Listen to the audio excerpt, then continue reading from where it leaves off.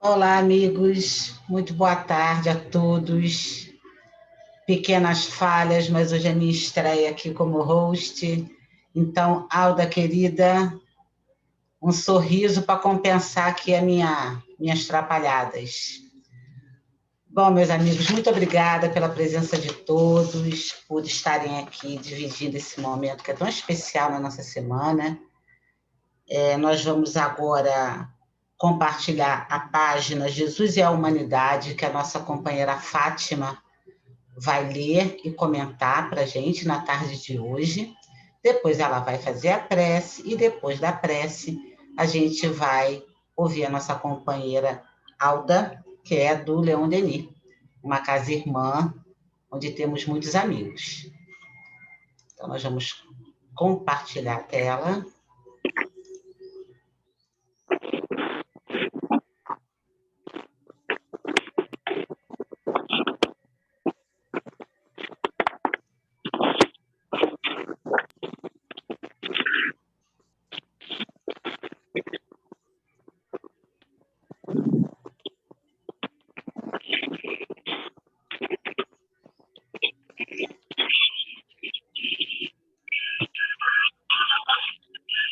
Algum problema no teu microfone?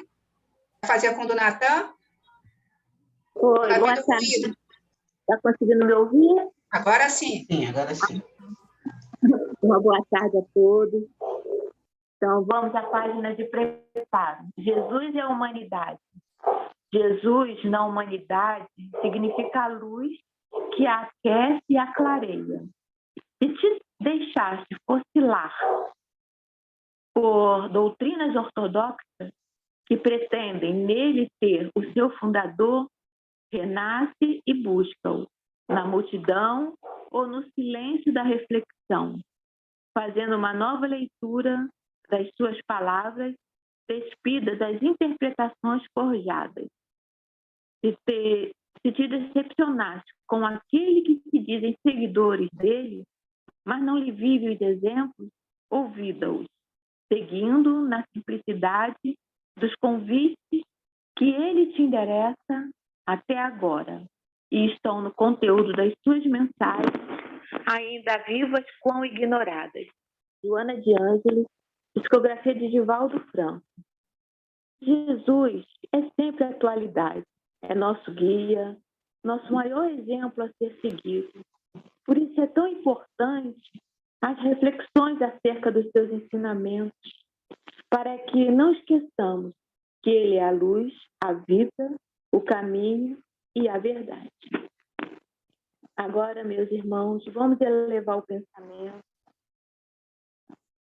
Vamos agradecer a Senhor Jesus, a Deus nosso Pai, por essa grande oportunidade, Senhor, do estudo.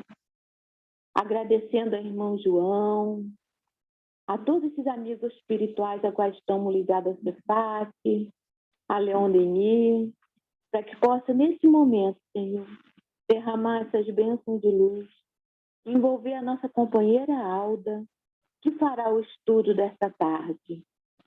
O estudo sobre Espiritismo e Genética.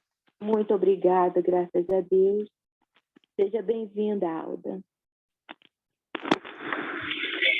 Oi, Alda, boa tarde. Seja muito bem-vinda. A Alda, ela é do Centro Espírita Leon Denis.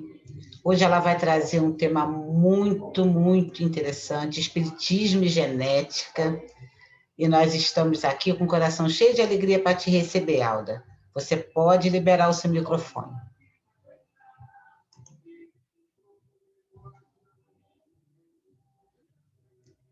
Fechado ainda.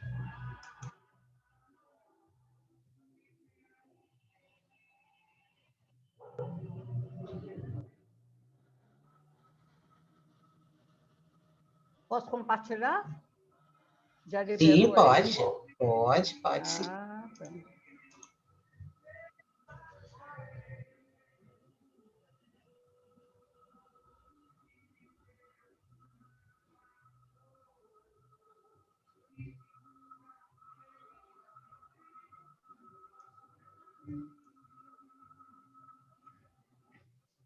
Então, boa tarde a todos.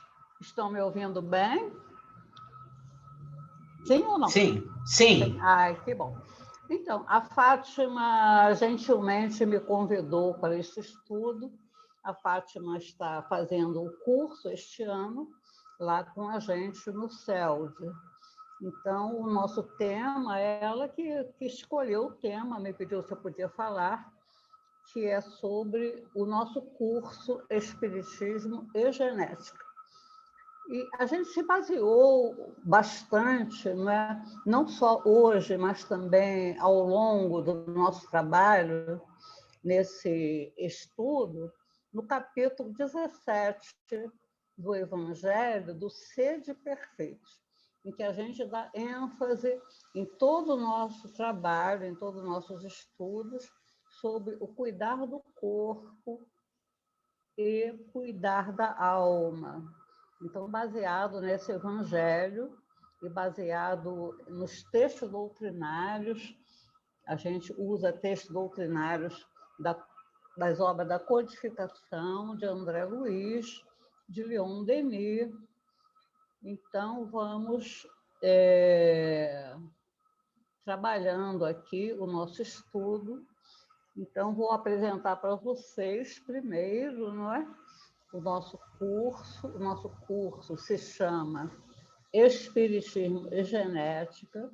Eu estou colocando aí, não é propaganda não, tá? É o livro, a gente se baseia nesse livro, mas, ao contrário de outros cursos, primeiro a gente fez o curso e depois a gente fez o livro.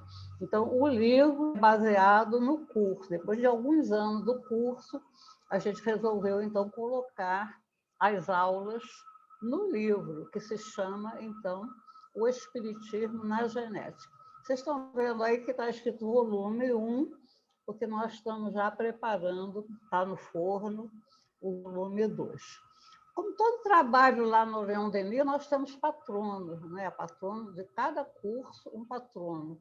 E no nosso curso sobre o Espiritismo e Genética, os nossos patronos são o Paul Gebier e o Mendel. Esse patrono, Paul Gebier, foi um cientista, fazia experiências de materialização de uma época complicada, em torno de 1800 e alguma coisa, em que todo mundo era contrário a essas experiências, mas ele mesmo assim fazia. E o Paul Gebier nos foi indicado pelo nosso querido Altivo Panfiro, presidente da nossa Casa de Leon Denis, na época, agora falecido, né? E nós, do trabalho, adotamos um segundo patrono, que é o Mendel, porque nosso curso é Espiritismo na Genética. Então, ninguém melhor que o Mendel, né? Para vir nos ajudar nessa parte da ciência. E os nossos propósitos no curso são esses que eu coloquei ali, ó. Relacionar os conceitos básicos da ciência com a doutrina espírita, entender a influência dos engenheiros siderais, os co-criadores, nos mínimos detalhes responsáveis pelo equilíbrio do nosso corpo a nível celular. E concluir que o acaso não existe e que a natureza não dá saltos.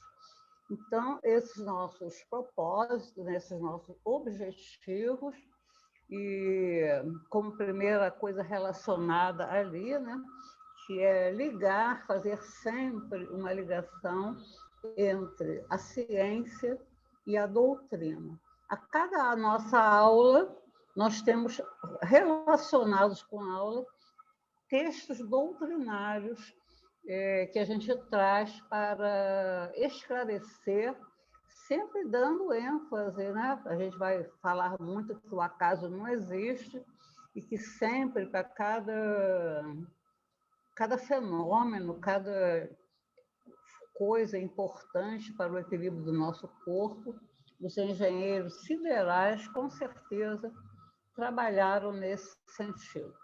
Então, a gente vai devagarzinho, né, trabalhando essas ideias, e eu começo colocando essa gravura, e vamos ver se a gente entende, né? A gente falou ali atrás que a gente falou ali atrás, concluir que o acaso não existe e que a natureza não dá saltos.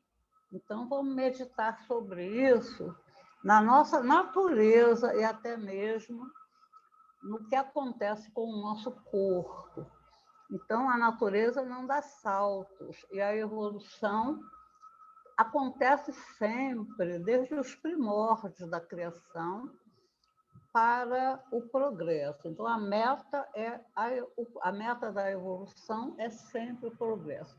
A gente colocou aqui umas figurinhas, que algumas delas a gente vai trabalhar com mais detalhe, figurinhas que mostram isso, a evolução para o progresso. Sempre a evolução para o progresso. E a gente vai ver também, colocando, às vezes, períodos, né, sempre milênios, que mostram que a natureza não dá saltos. Então, a espiritualidade tem trabalhado, Deus, a causa primeira de todas as coisas, e a partir da criação divina, nunca mais as coisas pararam de evoluir, de existir e de evoluir. Então, a gente tem umas figurinhas aqui, eu vou falar rapidamente sobre elas e depois em alguns detalhes. A gente tem uma figurinha aqui mostrando a origem da matéria, né, que é o famoso Big Bang. Vamos já mostrar um pouquinho ele ali, um minutinho. Antes de ir para o Big Bang, vamos analisar essa figura. Esse texto eu tirei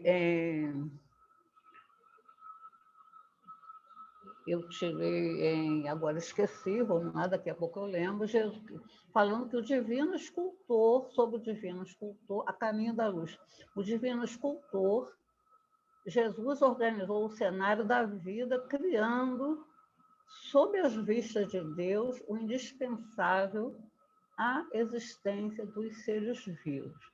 Então, a gente estava buscando essa figura que está lá no início, não é?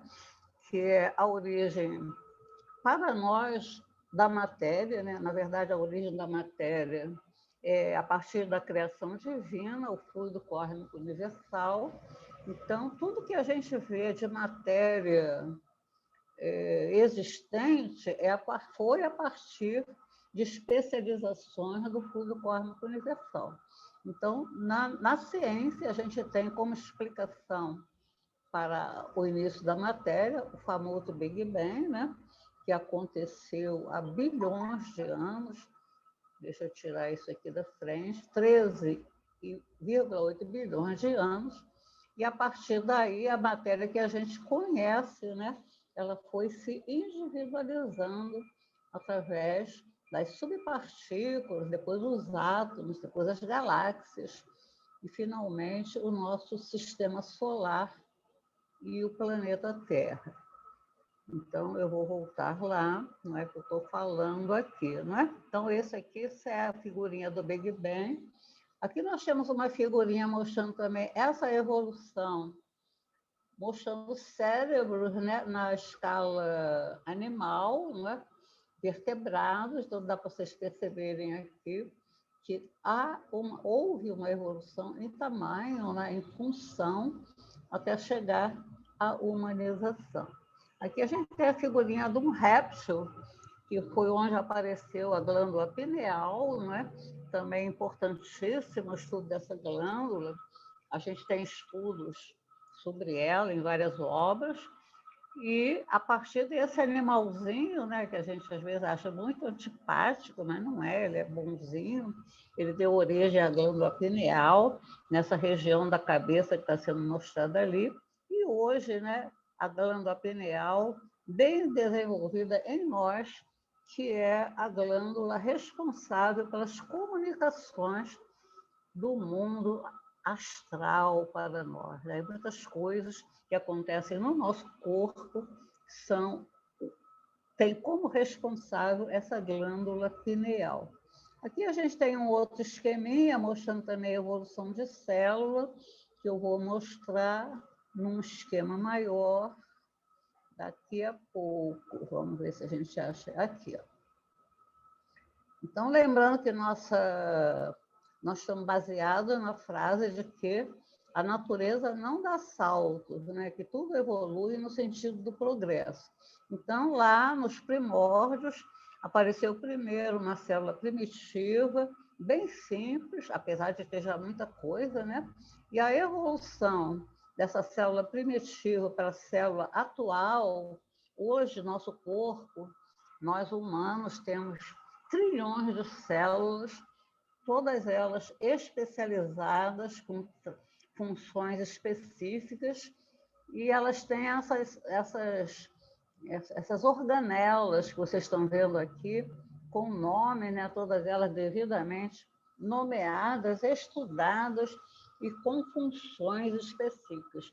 Então, são células a serviço de nós espíritos. Nós somos o chefe do corpo, não é isso? Nós somos o presidente, o que manda no corpo, nós espíritos. E temos para nosso serviço no corpo as células. Então, essas células evoluíram lá nos unicelulares, simples desse modo, para complexas desse modo. Mas olha aqui o tempo, a natureza não dá saltos, né? Nós falamos 1,5 bilhões de anos para que essa estrutura simples desse origem a essa estrutura complicadinha, que é a célula animal atual, nossas células, a serviço de nós espíritos. Então, 1 bilhão de anos. Vejam só, né? Por trás disso tudo aqui, aí se eu estivesse numa sala de aula, infelizmente nós não temos retorno, não é? Mas eu ia perguntar para vocês, mas vocês podem responder mentalmente, né? E aí, foi ao acaso? Pode falar com a cabeça, foi ao acaso? Sim ou não? Não é? Tem uma pessoa cochilando ali. Cochilar não pode, hein? Brincando com vocês. Muito bem, então estamos vendo aí, né?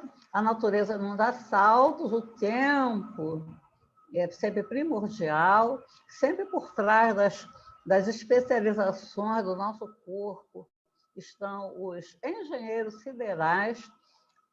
Quem é o nosso maestro é sempre Jesus, não é? Jesus responsável pelo nosso Brasil, pelo nosso planeta Terra, e então sob as ordens de Deus, com certeza, não é? Então, esses trabalhinhos que eu estou mostrando para vocês, especializações, e que tudo isso faz parte, então, do nosso curso. A gente colocou uma outra gravura que estava lá também, né? Porque aquela célula simplesinha, depois ela se especializou e depois ela se juntou a outras. E os engenheiros siderais chegaram à conclusão que uma andorinha só não faz verão. Então, eles resolveram unir as células em trabalhos específicos. Então, o unicelular se transformou em pluricelular, e isso levou, olha o tempo, 700 milhões de anos. Então, as células foram solitárias, não é? A partir da aparição unicelular, depois uma unicelular simples ficou uma unicelular complexa, e elas perambularam 700 milhões de anos, solitárias, coitadinhas, não é? Até que resolveram se juntar, dividir o trabalho entre elas. Então, mas isso levou esse tempo todo aqui para que as especializações acontecessem. E depois que as especializações acontecessem nos pluricelulares, aí começa a aparecer os grupos de animais, né, com suas classificações. Então, primeiro a gente teve os invertebrados, depois os vertebrados. Dentro dos vertebrados, peixe, anfíbio, aves, mamíferos. São detalhes, não é? Que a gente talvez fosse bom a gente pensar um pouco em nós e o que está em torno de nós, né? O que aconteceu antes de nós, com o nosso corpo tão especializado, não é? E o trabalho dos engenheiros siderais nessas especializações para que, então, essas classes, esses grupos de animais, então, aparecessem e que existem e trabalham também, estão também a nosso serviço, né? Então, há uma divisão de trabalho entre todos os grupos, todo ser vivo tem a sua importância no contexto da vida. Então, aqui a gente colocou esta árvore. Se vocês abrirem lá o Google, chamar árvore da vida, vocês vão encontrar 1000 figuras, né? Eu gosto muito dessa, preto e branco, bonitinha, não é muito completa, né? Mas da ideia dessa escalada, e sempre a gente gosta de colocar o tempo, não é? Então, esse grupinho aqui são aqueles unicelulares simples, depois os unicelulares com uma célula mais complicada, e 3,5 bilhões de anos para que elas aparecessem depois que o planeta se consolidou. Aí a gente tem nessa escalada, né? Primeiro apareceram os minerais. Eu sugiro que vocês leiam A Caminho da Luz, principalmente os primeiros capítulos, que falam exatamente dessa progressão do que apareceu assim que houve condições após o resfriamento do orbe, né? Para que os minerais se consolidassem. Aí apareceram os benditos rios, benditos, não sei se são benditos assim, né? Eles estão aqui na nossa escalada, né? E depois, então, os unicelulares simples, os unicelulares complicados, e daí não parou nunca mais a evolução, com todos os animais, que a gente não faz ideia de quantos existem, e dos vegetais.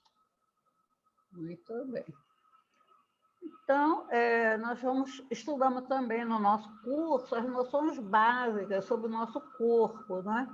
Porque depois de mostrar para vocês essa origem celular, essa união das células, essa divisão de trabalho das células formando os tecidos, então está aí o nosso corpo, né? E será que a gente está valorizando o corpo? Sim ou não? A cabecinha aí, podem falar, estão valorizando o corpo, estão dando o devido valor a cada órgão, ou estão maltratando, colocando lá coisas inadequadas, né, no seu fígado, emoções inadequadas no seu coração, raciocínios inadequados no teu cérebro. Então, a gente tem que aprender, uma das finalidades do nosso curso é valorizar o corpo. Por isso a gente escolheu esse evangelho, né, que é cuidar do corpo e da alma. Então, não é cuidar do corpo assim, indo fazer o embelezamento. O embelezamento também é importante, né? Mas é cuidar do funcionamento, da higiene do corpo, da alimentação, do repouso, enfim, né? Das coisas básicas. Isso porque a alma é prisioneira do corpo. Então, nós temos uma responsabilidade com o nosso corpo, porque nós estamos, é nosso hóspede, o espírito é hóspede do corpo, é o hospedeiro, também é prisioneiro, porque depois que ele se hospeda, ele não pode estar saindo toda hora, né? Que nem a gente, que vai lá se hospedar no hotel e quando você quer dar uma voltinha lá fora. O espírito também faz isso, dá uma voltinha, mas tem que voltar rapidinho, né? Você dá uma dormida, uma cochilada, tem alguém cochilando aí? Dá uma cochilada, aí você volta correndo, né, para ver o corpo não pode ficar abandonado por muito tempo, não é? Então, aí qual a influência? A gente estuda também a influência da saúde sobre a saúde do corpo, sobre a alma, quer dizer, a minha responsabilidade quando eu cuido do corpo, sendo a alma sua hóspede, não é? Cada vez que eu maltrato o meu corpo, eu estou maltratando a minha parte espiritual também. Então, para que a prisioneira viva se movimente, a prisioneira está falando a alma, né? O corpo tem que estar sadio. Eu queria fazer uma perguntinha, não sei para quem. Meu estudo acaba a que horas? Alguém pode me sinalizar a que horas acaba? Para eu ter ideia. Oi, Alda. às 16h45. Ah, tá bem. 16h50, né? 50. 16h50. Tá. Então, no nosso livro, a gente, na sobrecapa, a gente colocou essas frases, uma de Allan Kardec e outra do Einstein, que a gente acha também bem apropriada para a nossa metodologia. O espiritismo e a ciência se completam reciprocamente. A ciência sem o espiritismo se acha na impossibilidade de explicar certos fenômenos só pela lei da matéria. O espiritismo sem a ciência, ao espiritismo sem a ciência, faltaria um apoio e comprovação. Então, a gente tem como base esse texto do Kardec, não é? Porque o nosso curso é Espiritismo e Genética, então a gente está sempre associando, né, a doutrina. O Livro dos Espíritos é nosso livro, assim, que a gente usa sempre, né, nos nossos textos, o nosso texto da ciência, mas a gente vai buscar explicação no Livro dos Espíritos, na Gênese, não é? No Livro dos Médiuns e também nas obras do André Luiz. E a frase do Einstein é que a ciência sem a religião é manca, e a religião sem a ciência é cega. Então, o Einstein, né, aquele cientista famoso, diziam que ele era ateu, mas eu penso que nem era tanto, né? Porque ele está falando aqui que a religião sem a ciência é manca. Aí nós vamos falar um pouquinho, né, já que a gente está estudando o corpo, e a gente já falou para vocês que a gente tem trilhões de células, não é? Cada célula se agrupa nos tecidos, com especializações para o nosso funcionamento, o nosso equilíbrio.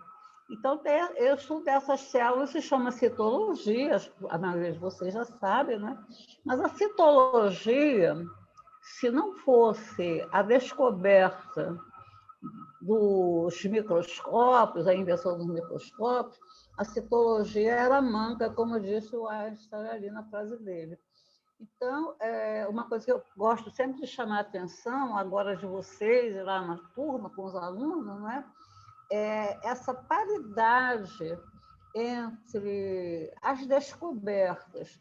Então, muito antigamente, 1600 de alguma coisa, nada se sabia de células de corpo, até que um indivíduo lá, que nem era biólogo, né? Naquela época não havia essas formações, mas ele era vidraceiro. E ele começou a ter umas intuições. As intuições são muito interessantes. A gente, no nosso grupo de estudo, a gente sempre gosta de falar das intuições, porque tem lá nos Espíritos uma frase que diz que os Espíritos atuam muito mais na nossa vida do que a gente possa imaginar. Todo mundo já viu essa frase lá? Então, na verdade, nós somos co-criadores, não é? Em plano menor, nós, os cientistas, mas a gente tem a intuição, eles vão chamando nossa atenção, olha para isso, vê aí, bota, no caso da lente, né? O cara trabalhava lá com vidros, aí os espíritos ficavam lá em cima dele, bota esse vidro em cima de uma maleta, usa esse vidro, faz isso, aquilo outro. E ele acabou atendendo essa intuição, não é? Então, esse camaradinho que eu estou falando é esse aqui, ó, 1632, o nome dele é complicadinho de ler, né? Anton van Leeuwenhoek. Ele era holandês. Então, ele, apenas com um vidro, né? Ele nem sabia esse termo lente, né? Foi o primeiro microscópio primitivo e aumentava 300 vezes. E ele descobriu assim, a partir de que ele conseguiu atender as intuições, ele começou a olhar tudo que chegava nele, né? Ele olhava sêmen do cachorro, olhava as folhas das hortaliças, e ele concluiu que havia vida ali, e foi dele a primeira descrição de um espermatozoide. Olha que maravilha, né? Então, um camarada que nem era da área, mas que ele, pela intuição, né, através do trabalho com os vidros, ele, então, foi o descobridor das células. Vamos voltar ali um pouquinho, não é? Então, essa ciência é a citologia, não é? Agora, a nossa citologia existem os microscópios de altíssimo valor, né, de visualização, tem os microscópios eletrônicos, né? Então, essa evolução da tecnologia é pareada com a evolução sempre dos conhecimentos e das descobertas. Tem um estudo na Gênese que fala sobre levantar o véu. Levantar o véu quer dizer, você, às vezes tem uma coisa escondidinha e você levanta uma pontinha do véu e você descobre o que está abaixo. Então, o trabalho dos co-criadores é muito esse, intuir os cientistas, né? E esse homem, o Leeuwenhoek, que nem era um cientista, mas intuir para que as grandes descobertas aconteçam. Então, a ação dos co-criadores, né? Eu estou mostrando, não sei se vocês estão vendo meu mouse aqui, a ação dos co-criadores, não é? Para a invenção do microscópio, para que as células pudessem, então, ser observadas. A gente tem também a invenção dos telescópios, não é? Então, assim como a gente não sabia nada sobre o extremamente pequeno, e os microscópios ajudaram, os telescópios também ajudaram para que se visualizasse os que estão afastados, né? Os extremamente longe. E com a mediunidade, né? A gente não sabia nada sobre espírito, né? Mas a mediunidade nos deu a oportunidade de, então, entrar em contato. A mediunidade, nós médiuns, somos os microscópios, né? Com relação ao mundo espiritual. Muito bem. Já falamos do Leeuwenhoek, não é? Agora, eu vou dar um salto aqui nas intuições e nas descobertas. Eu vejo que sempre por trás de uma descoberta tem intuições, né? Então, vou apresentar para vocês 1953. Olha o que esses carinhas ali descobriram. E muito felizes, eles estão sorridentes, falando, nós descobrimos o segredo da vida. Realmente, né? Estão vendo aí a evolução da tecnologia, estão vendo aí que a natureza não dá saltos. A gente estava lá em 1600 e alguma coisa, com a primeira lente de aumento, e agora nós estamos em 1953, com esses dois cientistas, que descobriram essa estrutura maravilhosa nosso código genético, né? Que é essa estrutura da dupla hélice, que é a famosa molécula de DNA. Venham para o nosso curso, vocês vão aprender muitos detalhes sobre tudo isso aqui, não é? E o que cada pedacinho, e a gente costuma falar que nós somos sopa de letrinhas, estão vendo aí? G, C, T, A, T, né? Sopa de letrinhas, só que cada um de nós tem letrinhas arrumadas de uma maneira específica. Nós somos especiais, cada um de nós é especial, gente. Vamos valorizar o corpo, vamos valorizar essa especialização do nosso corpo, vamos valorizar nosso DNA, nosso código genético, não é? Porque ele é a nossa identificação. Eles estão imaginando, os cientistas dessa área, né, que em algum tempo, em vez de você fazer lá, botar a sua digital do polegar, você vai dizer qual é o seu DNA, qual é o seu código genético. Então, você vai ser identificado, porque isso aqui é que nem a digital do polegar, ninguém tem igual ao outro, a não ser o gênero, não é?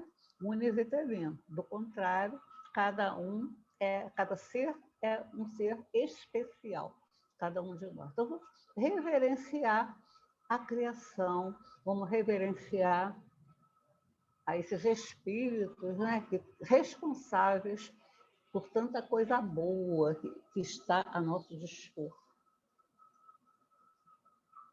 Esqueci de botar o nome deles, estou falando tanto de reverenciar.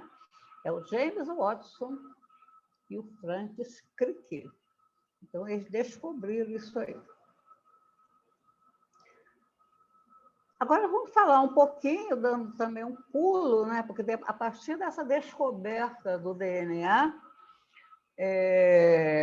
uma ciência tomou um impulso assim, que a gente não faz ideia. Por trás desse impulso, coisas maravilhosas que começaram a ser descobertas e estudadas.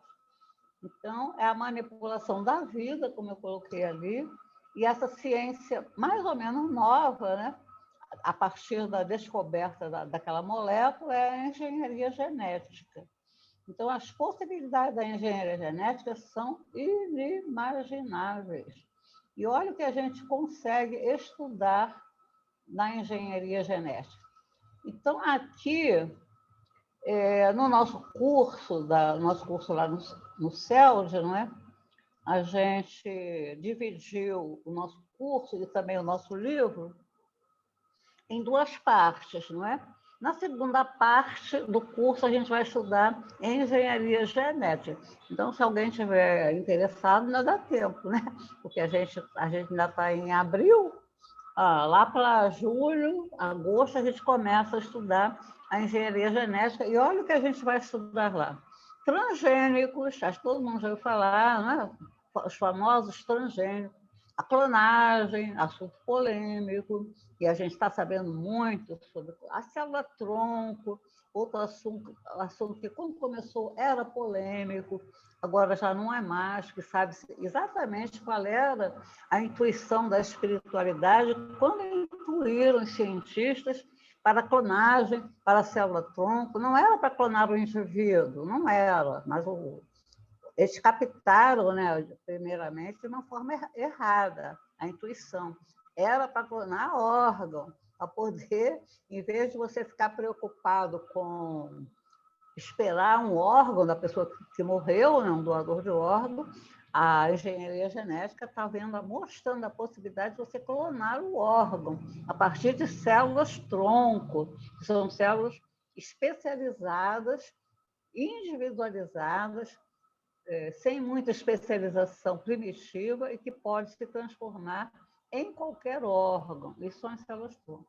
O projeto Genoma, que é essa identificação do total de gene que cada pessoa tem, eu falei, né, que cada indivíduo é especial, então o genoma de cada espécie, de cada indivíduo é específico. Falamos também do bebê de proveta, que é um assunto bem agora conhecido, né, discutido, para favorecer pessoas que tenham dificuldade de engravidar. Então, vai ter essa possibilidade da gestação em laboratório, aí através da inseminação artificial. E outro assunto polêmico, né? Que na época, assim que a clonagem foi dada a público, né, e começou a se falar em embrião congelado, foi uma discussão, uma falta, porque as pessoas não sabiam bem o que era isso, não é? Então, embrião congelado, embrião não é um bebê, embrião é um montículo de células sem especialização. As primeiras células na gestação, que vai dar origem aos tecidos do indivíduo, mas naquele momento inicial, são um grupinho de células que não tem especialização, essas são as chamadas células-tronco, e aí esses são os embriões, tá? Congelado. Então, quando você congela um embrião, não é um bebê congelado, tem muita gente. No início, né, as pessoas não sabiam bem o que era, aí começaram a reprovar, a criticar, né? A igreja veio, os políticos também, mas agora está tudo mais calmo, porque quando a gente sabe, para criticar, a gente tem que saber, não é? A gente tem essa frase também lá no nosso curso: para criticar eu tenho que saber, e para saber eu tenho que estudar. Então, eu não posso sair criticando coisas que eu não sei, não é? E para eu saber, eu tenho que ter lido alguma coisa, estudado, fugir das fake news, né? Com relação a esses vários assuntos que você não sabe bem. Muito bem. Aí, olhem só esse desenho, né? Esse esquema. Maravilha da tecnologia. Já isso aqui. Então, nesse esquema, a gente está mostrando uma coisa que se faz agora. Vocês estão vendo as notícias, né? Como a vacina foi produzida, né?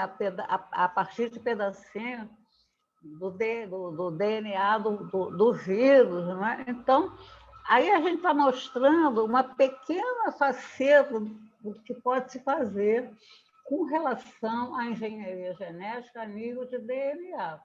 Vocês estão vendo aí uma pessoa com uma pinça na mão, tirando um pedacinho da molécula de DNA, não é isso que vocês estão vendo? Mas vamos pensar agora em tamanhos relativos das coisas. A gente não falou disso ainda, não é? Então, vamos lá. Nosso corpo é formado de trilhões de células. Alguém tem ideia do tamanho de uma célula? Se a gente falou que precisa do microscópio para ver a célula, então é sinal de que a célula é microscópica. Mas o que é isso, microscópico? É 1 milímetro dividido por 1000. Então, e o que é 1 milímetro? É 1 metro dividido por 1000. Então, vamos pensar aí, pensem aí. 1 metro, divida por 1000. 1 milímetro. Divida 1 milímetro por 1000, 1 micron. Mas não para aí, não, porque se você dividir o micron por 1000, você vai ter uma unidade ultra pequena, que é o nano. Já ouviu falar? A nanotecnologia, né? Então, tudo isso aí é nanômetro, isso aqui é nanométrico. E como é que tem uma pessoa pegando uma pinça e mexendo numa coisa que eu nem estou vendo, né? É porque a pinça também é nanométrica, tá? E não é com a mão, né? Então, a gente vai, quando a gente estuda esse assunto, né, a gente vai ver a importância da microscopia eletrônica no avanço da engenharia genética, porque graças à visualização, né, que através da microscopia eletrônica, você pode ver nanométrico e pode mexer com pinças também. Nanométricas, aquela molécula, e fazer o que agora os cientistas fazem o que eles imaginam, né? É fácil para eles, né? É só ter à sua disposição as pinças nanométricas e os microscópios eletrônicos. Maravilha, né? Vocês não acham? Eu sou apaixonada por esses assuntos. Então, isso é só um exemplo, né, do que se faz. Um biólogo molecular que trabalha com a engenharia genética, ele passou para nós essa frase que eu achei assim maravilhosa. Ele falou assim, 1950, a religião aumenta a minha admiração pela ciência, porque a gente tem a ideia de que cientista é materialista, né? Mas a gente tem visto que não está sendo bem assim. Então, isso é o depoimento de um cientista.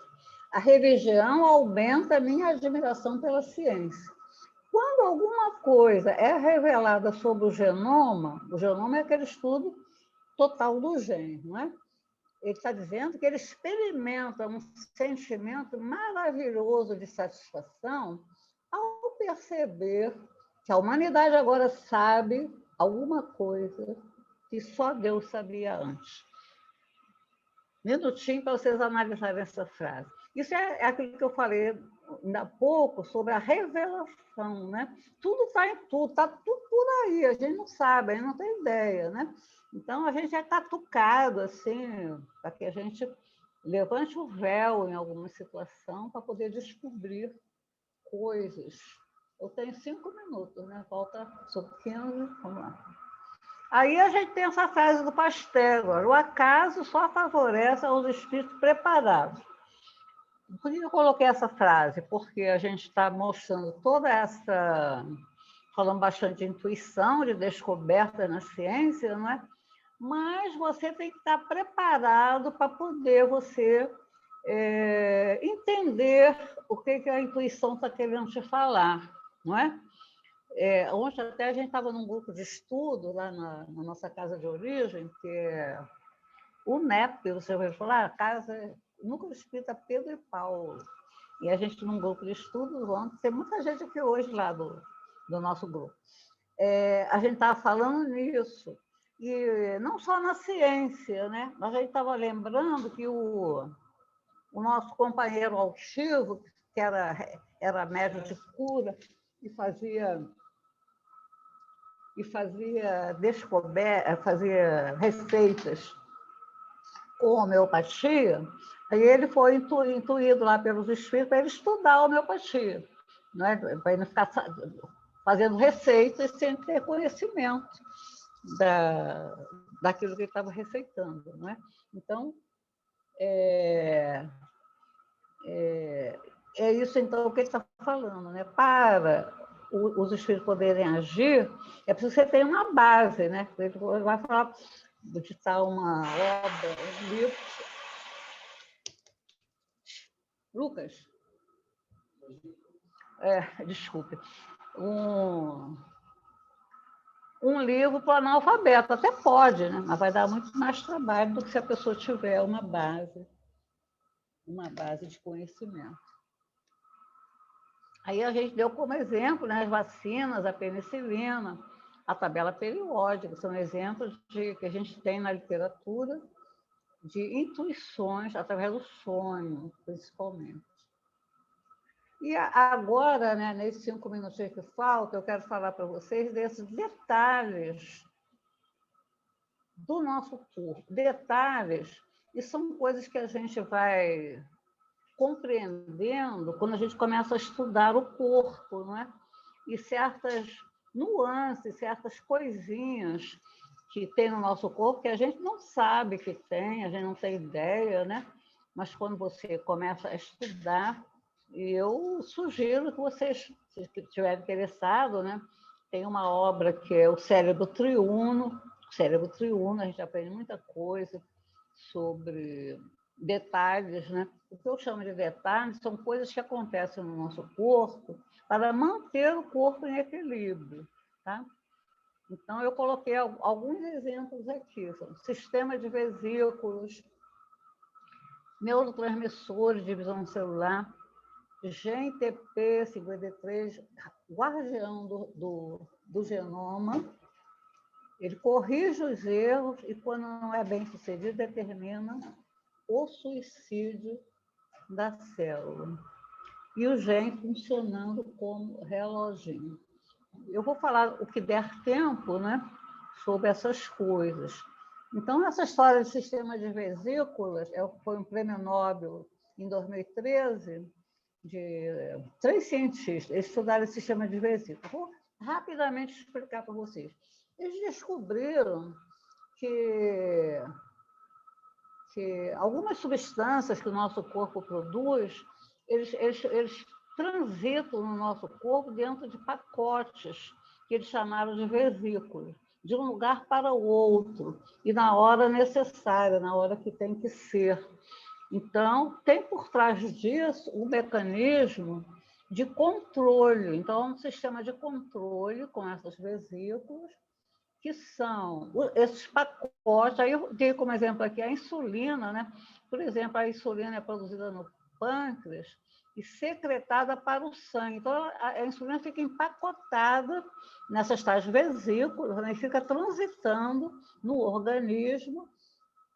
E sempre a ideia no organismo é manter o organismo em equilíbrio. Quando acontece o desequilíbrio, ou é porque a gente propiciou, né, esse desequilíbrio. A gente tem também as expiações, né, as encarnações expiatórias, de prova de expiação, e que a gente, às vezes, não pode cuidar tanto, né? A gente cuida do corpo, mas a gente estaria sujeito a essas coisas. E eu vou terminar falando isso aqui, ó. Também a gente trata disso no nosso curso. Cientistas revelam que o nosso DNA, quer dizer, aquela nossa molécula bonitinha lá em dupla hélice, possui funções mediúnicas. Telepatia, radiação e contato interdimensional. O nosso DNA é um computador, dizem os cientistas.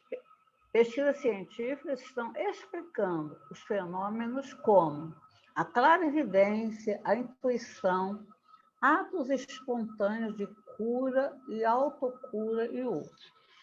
Então, é interessante, né, porque a gente agora está vendo essa relação entre os fenômenos mediúnicos e o nosso corpo, né? Desmitificando as pessoas que acham que a mediunidade não é do corpo, quando ela a mediunidade é orgânica, e a prova disso é que eles já estão fazendo essas descobertas, né, a nível de DNA. Então, que Jesus nos abençoe. Obrigada pelo convite e estejam convidados para nossos estudos, nossos cursos. E boa tarde, fiquem com Deus. Alda, muito, muito obrigada por esse aulão, como diz a garotada. Prometa fazer Espiritismo e Genética parte 2, porque a gente ficou com vontade de ficar te ouvindo. Que bom. Muito obrigada, tá? Muito obrigada mesmo. Nós vamos agora pedir a nossa querida Fátima para fazer a nossa prece final. Obrigada. Obrigada, Alda, pelo carinho, por aceitar o convite da nossa casa, por trazer meu esclarecimento a respeito do Espiritismo e Genética, e nossa gratidão à Casa de Leon Denis. Vamos agora levar nosso pensamento a Deus, agradecendo, Senhor, por mais essa grande oportunidade do estudo, Senhor, por poder colocar em nosso ser mais um pontinho, Senhor, do significado do Espiritismo e Genética, que possamos entender, Senhor, e cada vez mais cuidar do nosso corpo, cuidar com amor e cuidar com gratidão.